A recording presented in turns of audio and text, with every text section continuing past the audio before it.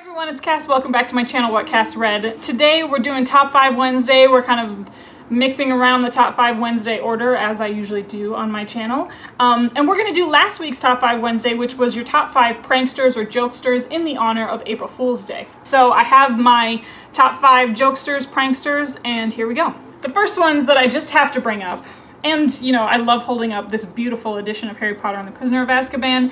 My top 5 jokesters from this series, you know, Fred and George. Fred and George Weasley of the Weasley family. I don't think a lot needs to be said about these two, but I will say that Fred was always my favorite of the Weasley family. I thought he was so charming. I love it when he asked Angelina to the ball and she was like, okay.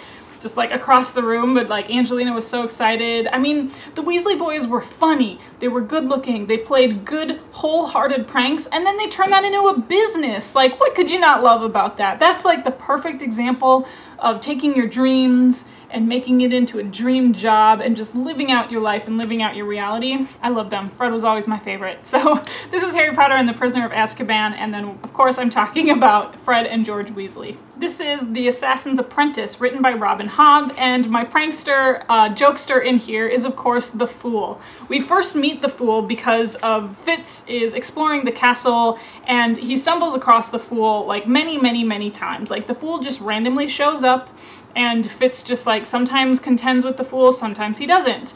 The Fool is always described as being in his motley garb, attire. Fitz just doesn't know what to make of him. Is he an ally or is he not? And that's one of the greatest mysteries about the Fool in this entire series. One of the things that I love about the Fool is the Fool, whenever he speaks to Fitz, just always speaks in riddles. Like he's telling him very like point blank, very serious things, but disguises it in riddles, hopes that Fitz will figure it out, hopes that Fitz will come to him for help.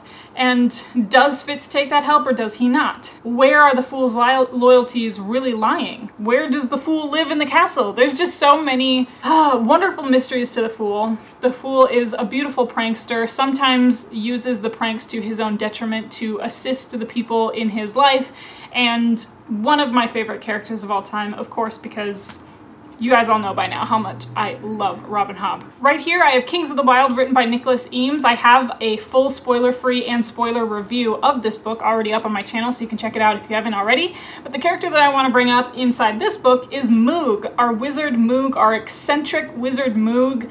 I described Moog as if Albus Dumbledore were on shrooms the whole time. But what I loved about, you know, reading about Moog is he was a prankster, he was always joking, but I think Moog's biggest joke is that he was kind of playing everybody. He was playing everybody into thinking that he was just this crazy batshit guy, but he had a plan for a lot of things in his life. He had a plan to find a cure for the rot.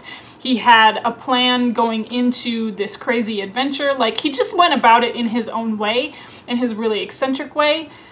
And he is one of my new favorite fantasy characters. What kind of list about pranksters could we possibly have without bringing up Lamora from The Lies of Lamora by Scott Lynch? I don't think I had legitimately laughed out loud while reading a book in a long time until this book came along. Lamora was so smart, and as he's conning people and like playing pranks on people to steal their money, he always tries to get the last word in. Like, he could be dying. He sets up bruises in all of the heists and cons and things that he's trying to pull off.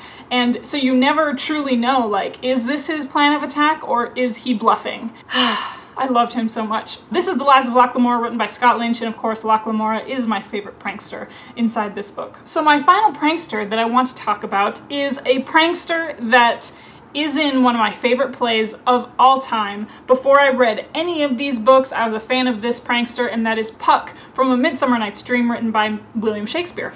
A Midsummer Night's Dream is a comedic play that basically a bunch of fairies decide to go and mess shit up for a bunch of rich people who are wandering in the woods. And Puck is at the center of it all. He's playing the king and the queen of the fairies against each other. Puck is playing the men and the women lovers against each other. He's calling the main character an ass all the time, making reference of the fact that he was half turned into a donkey. I'm just a sucker for whatever words were coming out of Puck's mouth. It was just hilarious to me. One of my favorite monologues in all of Shakespeare is Puck's ending monologue in Midsummer Night's Dream, which is basically just a monologue, a short little monologue of him being like, "My bad, will you forgive me?" Like, the very last 2 lines is, "Give me your hands if we be friends, and Robin shall make amends. I will make amends, or call me a liar, call me a fool." Like, I know I made some mistakes, but it was all in good fun because I'm just such a prankster. He is one of the ultimate pranksters in